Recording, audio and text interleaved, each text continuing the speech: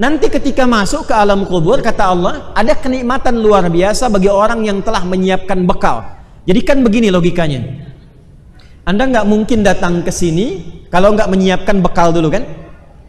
Terus pantau situasinya. Bahkan lihat bagaimana trafiknya di jalan.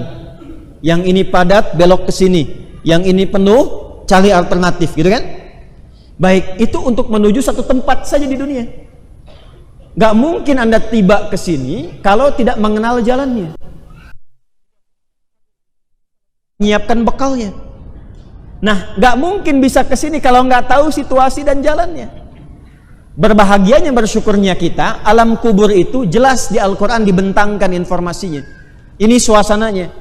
Kalau bekalnya sudah kita kumpulkan, kita siap, maka masuknya enak.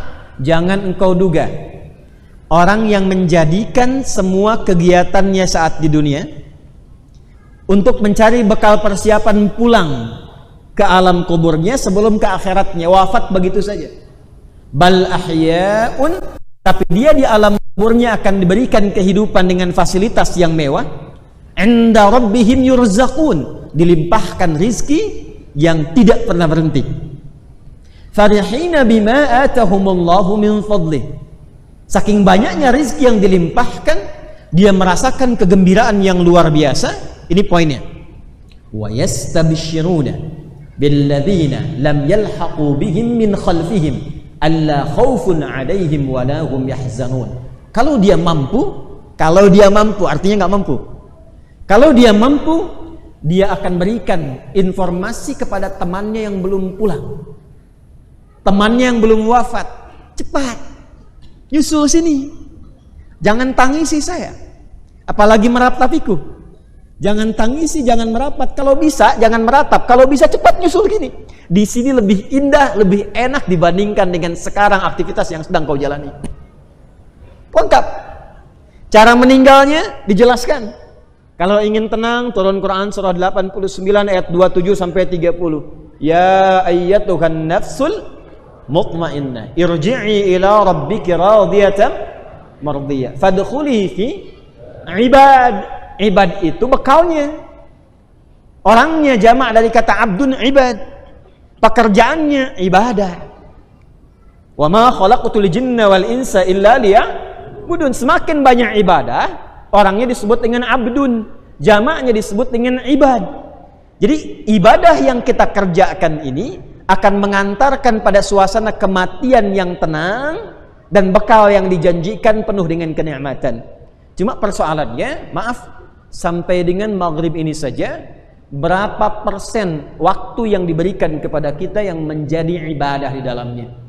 Inilah yang menjadikan Quran surah ke-103 diturunkan. Wal asr innal insana lafi khusr illa alladhina amanu wa amilus salihat. Iman yang hanya mampu menjadikan setiap amal menjadi saleh. Maka kalau beriman, itu semua pekerjaannya pasti soleh. Maaf, kita beriman tidak? Tuh. Kenapa insya Allah? Beriman tidak? Beriman tidak? Nah, sekarang, berapa banyak dari iman itu yang sudah merubah perilaku kita menjadi saleh? Apakah matanya sudah saleh? Telinganya sudah saleh? Lisannya sudah saleh? Berpakaiannya sudah saleh?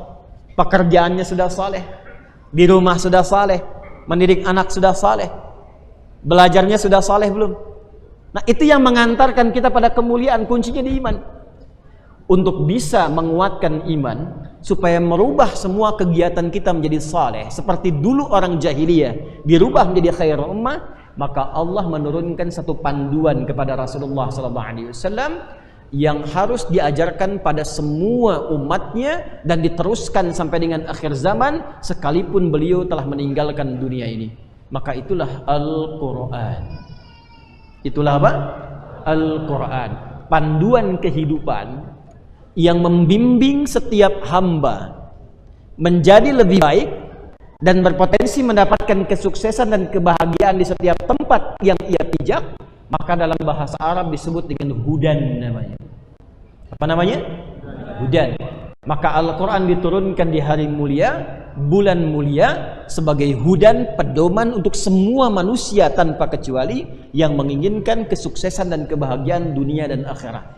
Maka turunlah Quran surah kedua Al-Baqarah di ayat 185.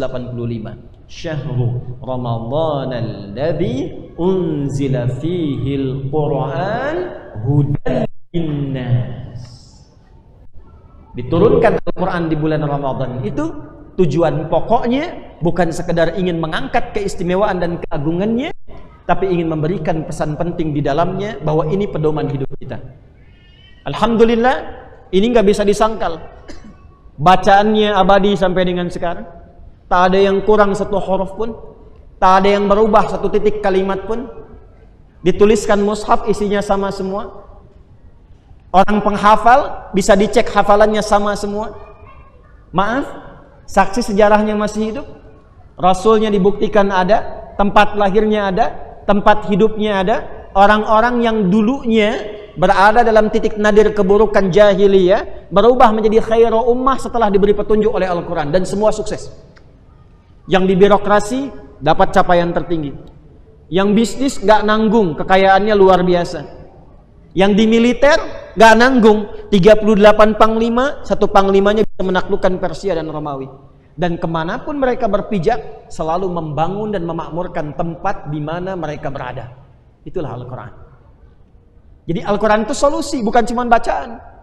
Jadi kalau Anda ngaji Quran, seharusnya bukan sekedar menjadi bacaan, walaupun itu mukjizat dan berpahala. Seharusnya yang kita baca itu membimbing kita. Misal Anda baca ayat tentang mata, itu seharusnya ayat yang dibaca itu langsung merubah cara pandang kita. Misalnya Anda sampai ke ayat cahaya, Quran surah ke-24. Ayat 30 untuk laki-laki, 31 untuk perempuan. Qul lil mu'minina yaghuddu min absarihim. Katakan pada pria-pria yang merasa punya iman, atur pandangannya. Lihat yang baik-baik, yang tak baik jangan dilihat. Nah, dari sekian Anda mengkhatamkan Quran sampai ke ayat itu, berapa kali bacaan Anda yang bisa merubah cara pandang Anda? Jangan-jangan ayatnya dibaca, ada pahala bacaannya, tapi panduannya tidak digunakan. Itu yang jadi persoalan. Anda baca ayat tentang lisan, Quran surah 49 ayat 11. Ya ayyuhalladzina amanu la yaskhar qaumin qaum. Hai orang-orang yang masih merasa beriman kepada Allah, jangan saling mencela, kata Quran. Kok ayatnya bisa hafal, surahnya hafal, tapi lisannya masih tajam pada saudaranya, masih mampu berselisih. Yang paling menarik, sama-sama ngaji Quran, sama-sama ke majelis ilmu, tapi bisa saling mencela. Itu Quran mana yang diajarkan? Yarhamukallah. Yarhamukallah. Sekali lagi dapat spidol. Ya ayyuhalladzina amanu. Seharusnya setiap yang dibaca itu jadi panduan. Nah sekarang apa yang kita baca setiap hari, berapa banyak yang menghasilkan panduan dalam kehidupan?